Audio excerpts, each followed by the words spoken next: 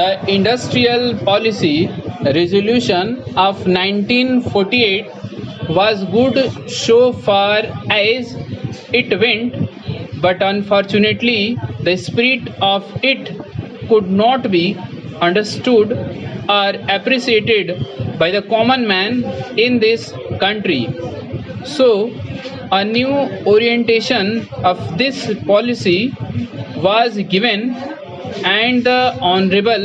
Prime Minister, after his return from China, publicly declared that the future policy of the country, or rather the future pattern of society, will be socialist pattern. That was further emphasized by the resolution passed at the Avadhi session of the Congress and later retreated by Sri Debar, President of the Indian National Congress. I am very glad to say that the spirit of it has been caught by the nation today. If I may say so, the nation has taken up the challenge for securing the socialist pattern of society. It behoves all sections, both inside this house as well as outside, without having mutual recriminations, to try and propagate in a sincere manner and establish the socialist pattern of society indicated by the statements of the great leaders of our country. It may be relevant and pertinent if I refer to a few sentences from the memorandum presented on the 14th June 1939 by our Prime Minister, who was the chairman of the All India Planning Committee, which came into existence when there was provincial autonomy in the provinces. On pages 39 and 40 of that report,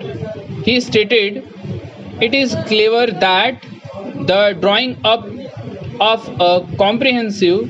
national plan becomes clearly an academic exercise with no relation to reality unless the planning authority or those to whom it is responsible are in a position to give effect to the plan. If this authority is powerless or circumscribed or restricted and has limited activities, it cannot plan. An essential prerequisite for planning is thus complete freedom and independence for the country and removal of all outside control. This implies that the country possesses in itself full sovereign authority to take any measures, adopt any policies, and form any relations with other countries as may seem best to its governing authority in the interests of the country and its people. National independence is thus an indispensable preliminary for taking all the steps that might be found necessary for carrying out the 5-year plan in all its various aspects throughout the whole country. At the present moment, it is clear that not only have we in India no national independence, but we are hedged in and obstructed by numerous restrictions, limitations, safeguard,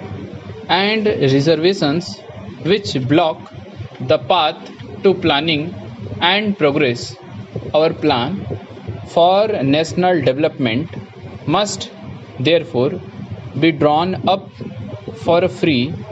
and independent India, thanks to the sacrifices made by millions of our countrymen and countrywomen under the leadership of the father of the nation, Mahatma Gandhi. We have today secured complete sovereign political independence at a time when the nations of the world were engaged in the bitterest struggle using all the weapons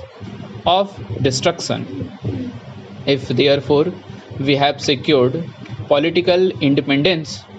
during a period of a quarter of a country, it should not be difficult, especially when we are today masters in our own country, to secure a socialist pattern of society, as has already been indicated. But it requires the assistance, the propaganda,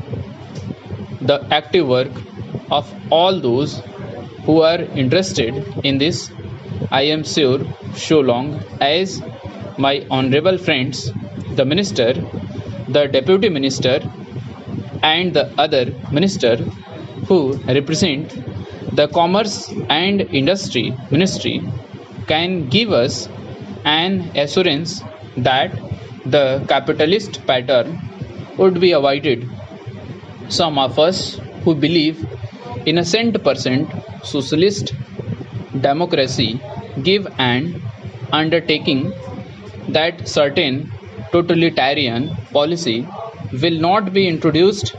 in this country, because we have believed all along during the fight that we have given to the British government when we secured political independence, that we shall try to maintain democracy undiluted and a socialistic democracy at that. I am absolutely certain that in this country of ours, liberty of thought, liberty of speech, and liberty of action will be guaranteed to every citizen to express his views in the manner he pleases. I therefore assure my honorable friend that so long as we do not, in the garb of a socialistic pattern, support a capitalist system, India will stand 100% for a socialist democracy. Now, luckily for us, the fundamental rights of the Constitution have declared that a citizen would be assured of many of the social amenities which will give a reasonable comfort from the womb to the grave, but mere enunciation, as I have said many times, will not satisfy the common man unless the saying is put into effect. I am absolutely certain, therefore, that so long as there is a determination on the part of our countrymen, we will be in a position to secure a socialist pattern of society. It is not even possible to draw up a plan on any other basis.